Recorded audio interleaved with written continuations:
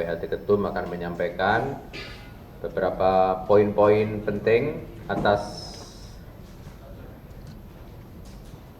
apa yang telah diputuskan oleh Mahkamah Konstitusi dalam tahapan putusan selah ya pada hari kemarin. Apa yang nanti juga kami berikan kesempatan pada rekan-rekan media untuk menyampaikan pertanyaan-pertanyaan. Langsung saja kami persilahkan kepada Bapak PLT Ketum, Bapak Haji Muhammad Mardiono untuk menyampaikan. Silakan. Assalamualaikum warahmatullahi wabarakatuh. Selamat siang dan salam sejahtera untuk kita semuanya.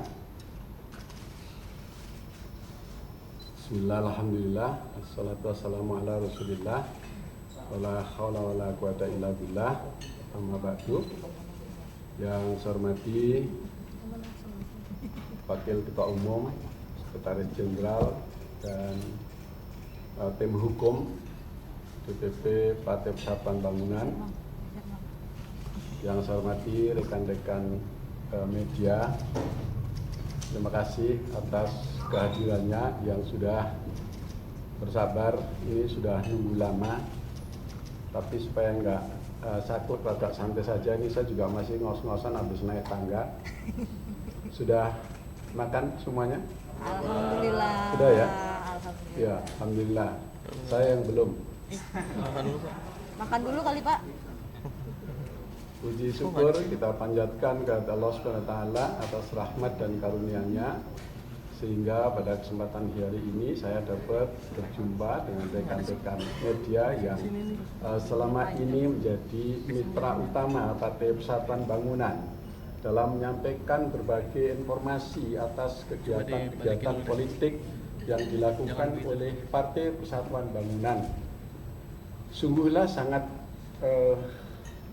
bernilai tinggi bagi apa yang sudah disumbangkan oleh rekan-rekan media semua kepada Partai Persatuan Bangunan. Karenanya pada kesempatan ini saya mengundang rekan-rekan semua untuk bersilaturahmi di kantor DPP ini untuk juga sebagai tindak lanjut untuk bisa menyampaikan kepada khalayak masyarakat seluruh Indonesia melalui rekan-rekan media bahwa yang pertama, kami ucapkan terima kasih kepada rakyat Indonesia, para ulama, kader simpatisan Partai Persatuan Bangunan yang telah memberikan amanah kepercayaan kepada Partai Persatuan Bangunan untuk mewakili aspirasinya secara politik dan konstitusional dalam pemilihan umum tahun 2024 yang lalu. Pada pemilu ini P3 alhamdulillah mendapatkan kepercayaan dari rakyat Indonesia, dari masyarakat, dari skala nasional hingga ke tingkat kabupaten kota di seluruh Indonesia. Dalam perhitungan kami, dalam tabulasi kami, perolehan P3 adalah sebagai berikut, saya jelaskan kepada rekan-rekan media. Di tingkat kabupaten kota, perolehan suara P3 adalah 8.060.774 suara. Dengan keterwakilan kursi di tingkat kabupaten kota, yaitu 845 kursi di DPRD. Selanjutnya di tingkat provinsi, perolehan P3 adalah 6.379.085 suara dengan perolehan kursi 82 kursi di DPRD di tingkat provinsi. Kemudian di tingkat nasional, perolehan P3 adalah 6.343.868 dengan suara persentase yaitu 4,17%. dan perolehan 12 kursi di DPR RI, hasil perolehan suara ini berbeda dengan tabulasi KPU, yaitu sebesar 5.858.777 suara dengan persentase 3,87%, dan dengan memperoleh kursi yang sudah ditetapkan oleh KPU di masing-masing dapil, yaitu 12 kursi di DPR RI. Perbedaan ini tentu merugikan seluruh pemilih P3 yang telah memberikan mandat keterwakilannya di parlemen. Dan perbedaan ini mengakibatkan hilangnya aspirasi dan kedaulatan rakyat dalam demokrasi, dan hal itulah yang mendasari P3 memperjuangkan keadilan untuk merebut suara yang hilang melalui Mahkamah Konstitusi.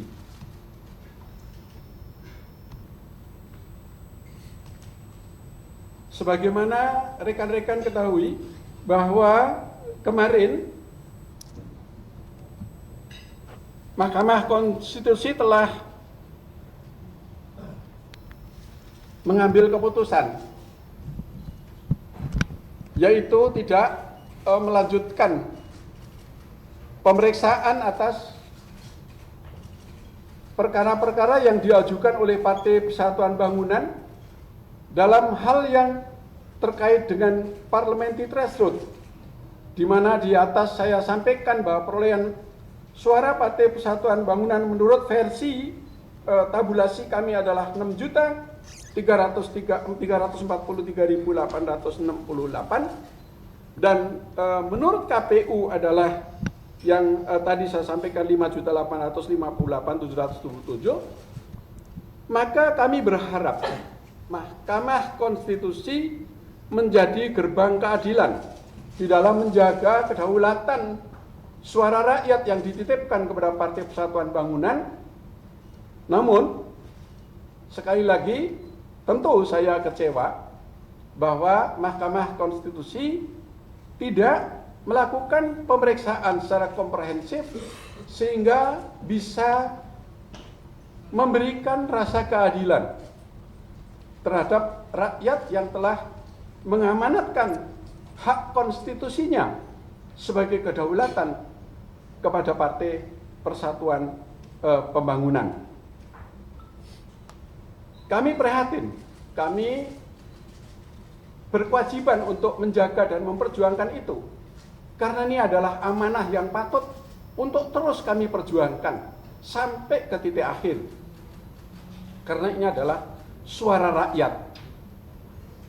Sebagai PLT Ketua Umum, saya akan mempertanggungjawabkan, saya akan terus berjuang melalui jalur konstitusi, hukum dan politik untuk memperjuangkan semua aspirasi masyarakat yang telah diberikan kepada P3, dan upaya ini juga kami lakukan karena kami tidak ingin masyarakat atau rakyat nanti menyalurkan aspirasinya di jalanan atau di luar konstitusi. Kepada seluruh kader P3, saya meminta untuk tetap teguh dan turut mengawal perjuangan yang belum selesai ini, dan kita akan terus berjuang mengamankan suara rakyat, suara ulama, suara konstituen kita, sehingga kita memiliki keterwakilan di parlemen. Selanjutnya, kepada seluruh pengurus dan kader di seluruh Indonesia, saya instruksikan untuk berjuang mensukseskan pemilu kada serentak tahun 2024, dan insya Allah kita bersama-sama kita menangkan calon kepala daerah pilihan P3 yang memiliki visi misi yang sejalan dengan P3, yaitu keberpihakan kepada rakyat. Kita semua adalah kader yang tangguh, kader yang amanah dalam mengemban perjuangan para ulama dan tokoh bangsa yang terdahulu telah dititipkan kepada kita semua sebagai generasi penerus. Sementara sebagai pengantar kata yang dapat saya sampaikan itu, dan selanjutnya nanti akan kita lanjutkan melalui diskusi. Mungkin ada rekan-rekan media yang mau menyampaikan pertanyaan baik kepada saya maupun kepada tim hukum. Namun sebelumnya silakan tim hukum nanti untuk memberikan sedikit penjelasan dulu. Ini tim hukum yang membidangi, yang dalam rangka upaya untuk berjuang di Mahkamah Konstitusi untuk mendapatkan keadilan dalam upaya untuk menjaga ya, kedaulatan rakyat yang dititipkan kepada Partai Persatuan Pembangunan. Silakan Pak Soleh Amin. Bapak PLT, Pak Haji Mardiono, demikian juga Sekjen dan Waketum, dan kawan saya Ketua Bidang Hukum yang pada kesempatan ini hadir dalam konferensi pers ini. Ada beberapa hal yang ingin saya sampaikan. Pertama, saya sebagai tim hukum sangat kecewa terkait dengan langkah-langkah atau putusan-putusan yang telah dikeluarkan oleh Mahkamah Konstitusi. Ini berbeda dengan Mahkamah Konstitusi sebelumnya, di mana hukum acara sama, mekanismenya sama, tetapi langkah-langkah yang telah diputuskan berbeda. Maksudnya KPK yang sekarang ini, MK yang sekarang ini mengedepankan aspek positifistis dan legalistik dengan mengesampingkan aspek keadilan substantif. Jadi hal-hal yang berkaitan dengan angka dan prosedur yang dikedepankan tanpa melihat yang komprehensif substansi yang kami mohonkan. Dalam kaitannya dengan ini, khususnya Papua, kami ini mengajukan 3 opsi, 3 alternatif. Alternatif yang pertama, kita mengajukan mohon kepada MK demi keadilan agar perolehan 5.850.000 bisa dikonversi menjadi kursi. Karena satu kursi, satu orang saja harus dihargai di dalam negara demokrasi. Ternyata itu walaupun dirinya atau mahkamah mempunyai kewenangan, tetapi tidak dikabulkan permohonan itu. Yang kedua, kami mengajukan permohonan agar suara-suara yang diambil oleh partai yang lain agar dikembalikan dengan bukti-bukti yang kami ajukan. Bukti-bukti yang akan diajukan, yang kami ajukan tentunya dikonfirmasi dalam bentuk suatu mekanisme yang disebut dengan acara pembuktian. Tetapi ini pun sudah dinyatakan tidak dapat diterima karena majelis atau mahkamah menganggap terjadi obscure libel terkait dengan permohonan itu.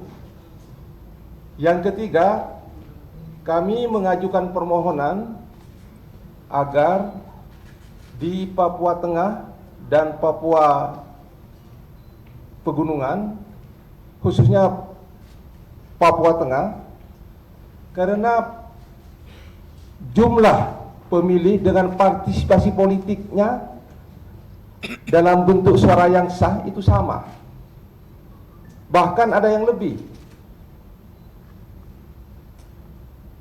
Di seluruh Indonesia partisipasi politiknya itu kan tidak lebih dari 80%. Ini 100%.